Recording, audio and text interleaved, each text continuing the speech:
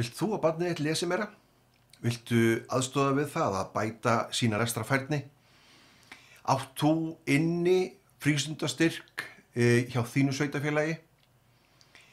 Þá mæli ég með að skoða 10 vikna hraðlestrarnámskeið fyrir barnið þitt.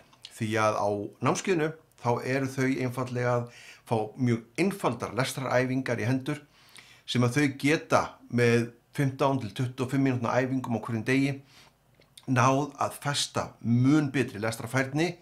Þau eru að finna fyrir meiri hraða, þau eru að finna fyrir meiri einbeitingu, athygli, eftirtekt, en þau eru líka að finna fyrir meiri lesgleði því að markmið námskeiðsins er tiltölulega einfalt.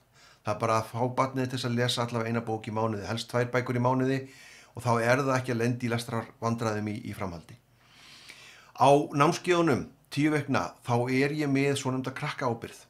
Krakkaábyrgðin gildir þannig ef að barnið þitt er að koma inn á 7-9 ára námskeiðið og 7 ára barnið þitt er að koma inn, þá getur það komið frítt inn á námskeiðið aftur. Það getur endurtekið námskeiðið eins oft og það vill.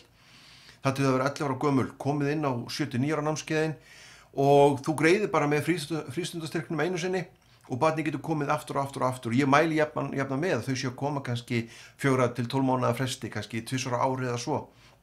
Sérstaklega fyrstu árin, skerpa á hraðanum, skerpa á einbeitingu, athygli, eftirtekt og finna fyrir því að þau hafi gaman af því að lesa bækur.